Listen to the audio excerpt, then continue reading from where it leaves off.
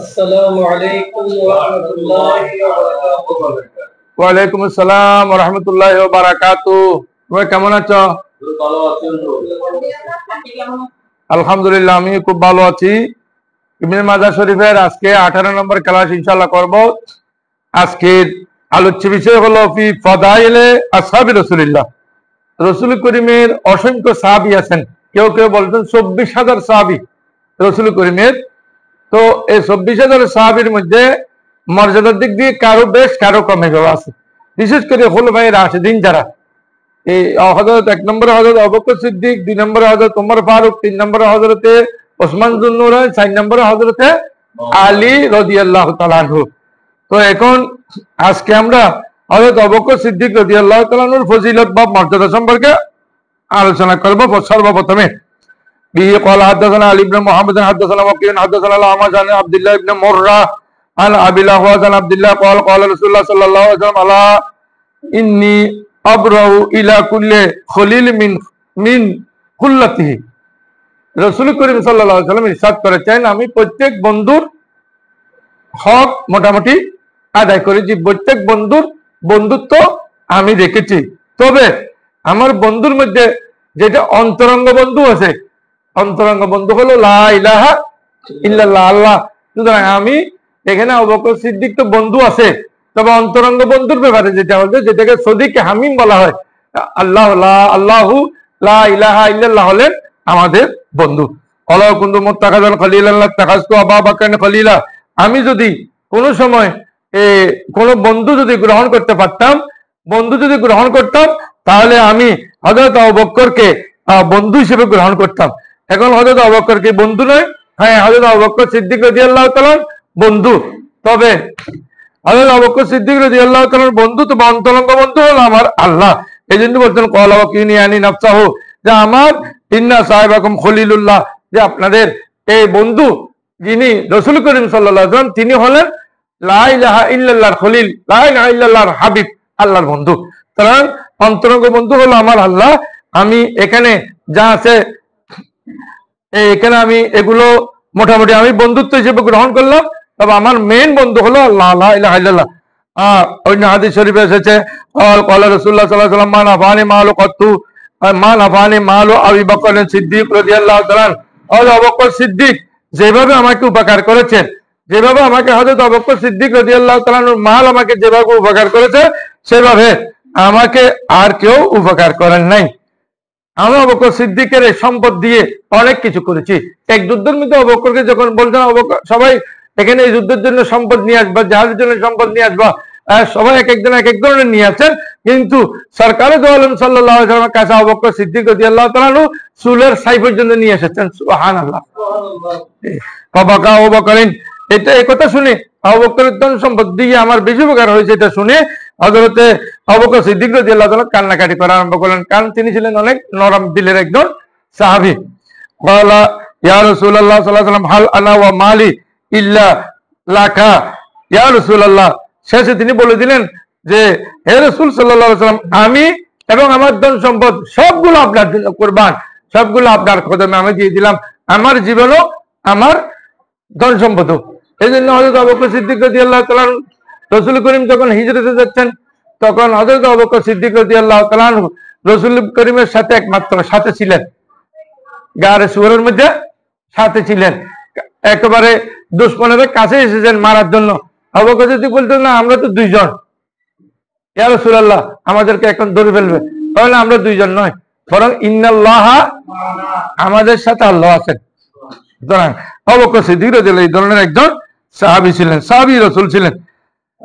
এরপরে পরের হাদিস হলো ক্বালা রাসূলুল্লাহ সাল্লাল্লাহু আলাইহি ওয়াসাল্লাম, আল্লাহ রাসূল বলেন, আবু বকর ও ওমর সাইয়্যিদা কুহুলি আহলিল জান্নাহ মিনাল আউয়ালিন ওয়াল আখিরিন, যে হযরত আবু বকর সিদ্দিক এবং হযরত ওমর ফারুক রাদিয়াল্লাহু তাআলা আনহু, এই দুইজন বৃদ্ধদের, যারা বৃদ্ধরা যারা জান্নাতে যাবে তাদের সর্দার, ইল্লান নবিয়িনা ওয়াল মুরসালিনা, একমাত্র নবীগণ ছাড়া। নবীগণের সর্দার কিন্তু কেউ হতে পারে না, কারণ নবীগণ যেখানে আছেন ওনারাই সেখানে থাকবেন, ওনারাই সেখানে সর্বা। তো এখানে প্রশ্ন হলো যে কোন বৃদ্ধ মানুষ বেহেশতে যাবে না, তাহলে বেহেশতে বৃদ্ধ নাই, এখন বিদ্যুতের সরকার কেমনে হবে আবার? গৃহস্থে যারা যাবেন সবে যুবক যুবতী। এখন এইটার প্রশ্নের উত্তর কি? এটা হলো দুনিয়াবি হিসেবে। গৃহস্থের মধ্যে যাবে না তো এটা ঠিক আছে, বৃদ্ধ যাবে না এটা কথা ঠিক আছে, কিন্তু দুনিয়ার মধ্যে যারা বৃদ্ধ হয়ে মারা যায় 50 বছর 60 বছর, কেউ বললেন 34 বছরের পর থেকে যারা থাকবেন তাদের সর্দার হবে।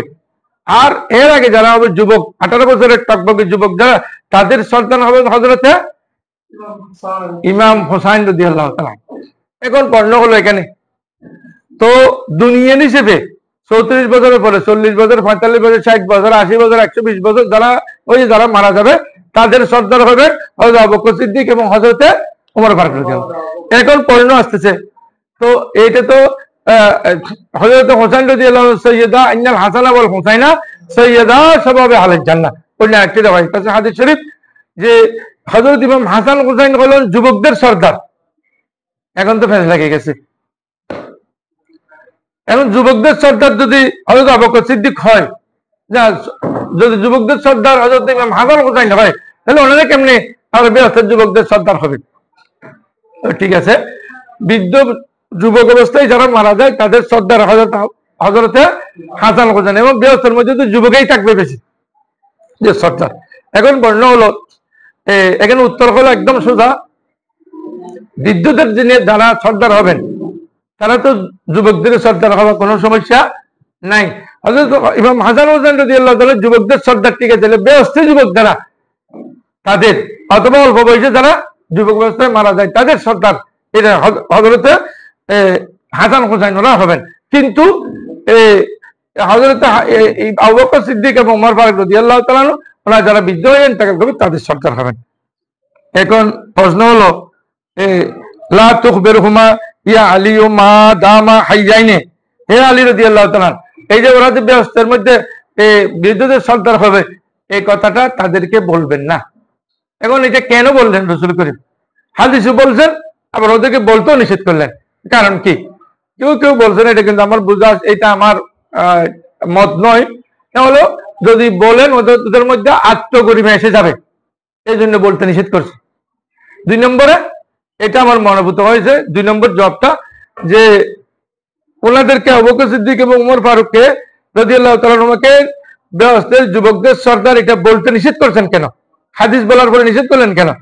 নিষেধ করার কারণ হলো এটা রাসূল করিমের নিজের জবানে পাকে বলবেন, জবানে পাকে বললে যে খুশি হবেন ওনারা 2 জন, কিন্তু হযরত আলী রাদিয়াল্লাহু তাআলা বললে সেইভাবে খুশি হবেন না, বিধায় নিষেধ করা হয়েছে। এরপরে আসেন তৃতীয় হাদিস, কওলা রাসূলুল্লাহ সাল্লাল্লাহু আলাইহি ওয়াসাল্লাম ইন্না আলা দারাজাতিল উলা ইয়ারাহুম মান আসফালা মিনহুম কামা ইয়ারাল কামা ইউরাল কাওকাব তালিউ ফিল উফুকে মিন আফাকিস সামায়ে ওয়া ইন্না ওয়াকাল আমারুল মিনহুম ওয়ালা আমা। এই হাদিসের মধ্যে বলা হয়েছে নিশ্চয় ইন্না আলা দারাজাতিল উলা, যারা প্রথম স্তরে থাকবেন, উপরের দিকে যাদের মর্যাদা বেশি, তাদেরকে ইয়ারাহুম মান আসফালা মিনহুম, নিম্নে যারা আছে তারা এমন ভাবে দেখবেন যেভাবে আকাশের মধ্যে তারকা দেখা যায়। সুবহানাল্লাহ। আর তারকা যেমন আকাশের পাশে দিয়ে দেখা যায়, তেমনি নিচে যারা আছেন তার উপরের দিকে দেখবেন। আমরা তো দেখি যারা গ্যালারির মধ্যে কোনো অনুষ্ঠানে গিয়েছেন তারা দেখে নিচের থেকে সব দেখা যায়। আমরা পরীক্ষা দিয়েছি চট্টগ্রাম ভার্সিটির মধ্যে গ্যালারিতে, নিচে একজন টিচার আছেন, একজন কর্মী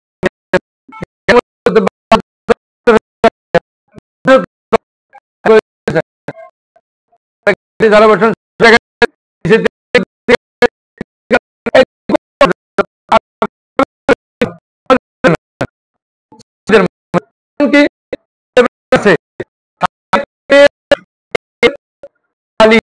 দুলি, এগুলো অনেক সাহাবীরা কোনো কাজ নাই, আমরা দেখতে পাই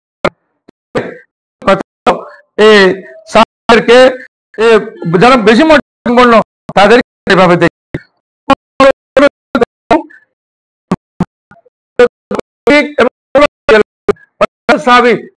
যারা বেশি দেখবেন আমার রব্বুল আলামিন আল্লাহ আমরা আব্দুল মালিক محمد مولا ربي بن خراش ربي بن خراش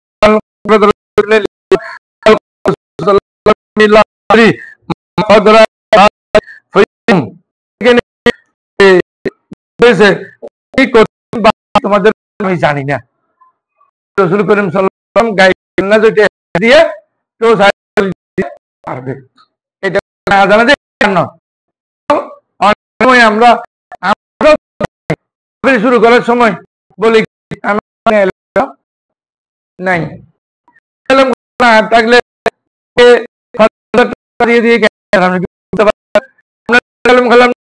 আপনি আমাদের মানুষের মতো বলতে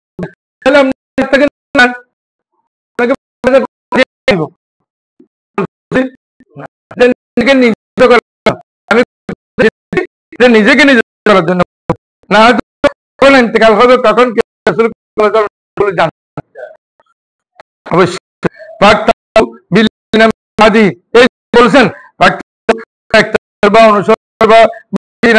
যারা আমার আসতেছে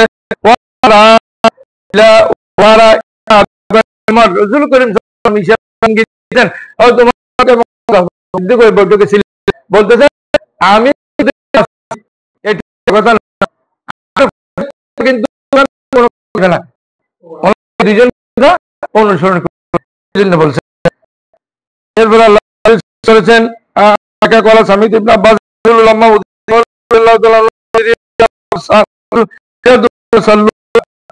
তোমার ফারুক রাদিয়াল্লাহু তাআলা আনহুকে ইন্তেকালের রাখা হয়েছে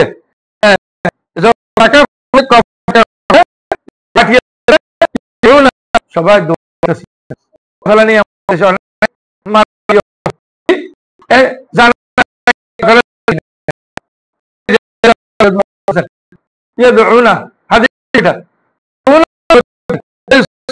এবং দোয়ার করতেছেন প্রশংসা করতেছেন আমরা বলি কেমন কেন মুসলমানরা সাক্ষী দেয় করতে পারলো তাহলে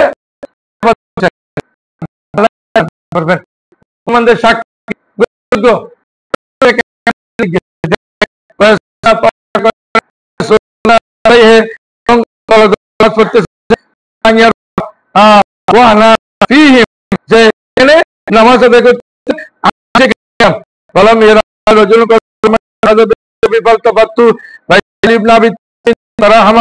দেখলাম ভিড়ের মধ্যে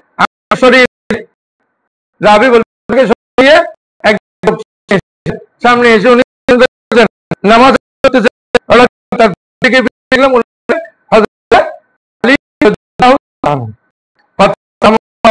তিনি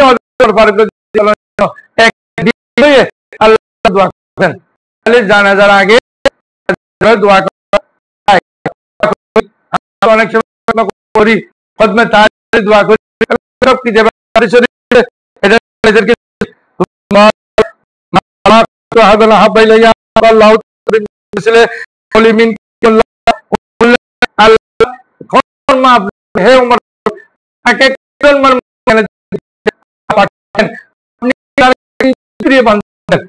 বেশি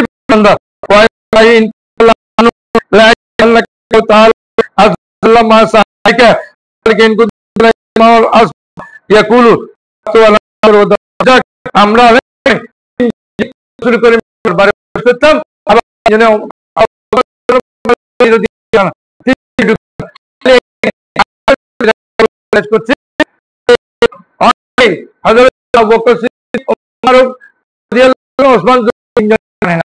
বিশেষ করে আমরা মানি এমনকি যে আলী রাদিয়াল্লাহু তাআলা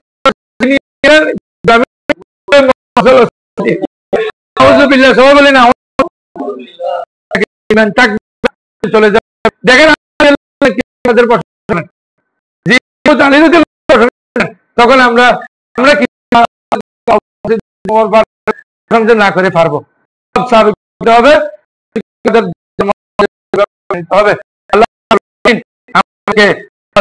আমাদেরকে দেওয়ার এবং যথাযোগ্য তাদের তৌফিক দেওয়ার আলহামদুলিল্লাহ। দেখা হবে। আসসালামু আলাইকুম।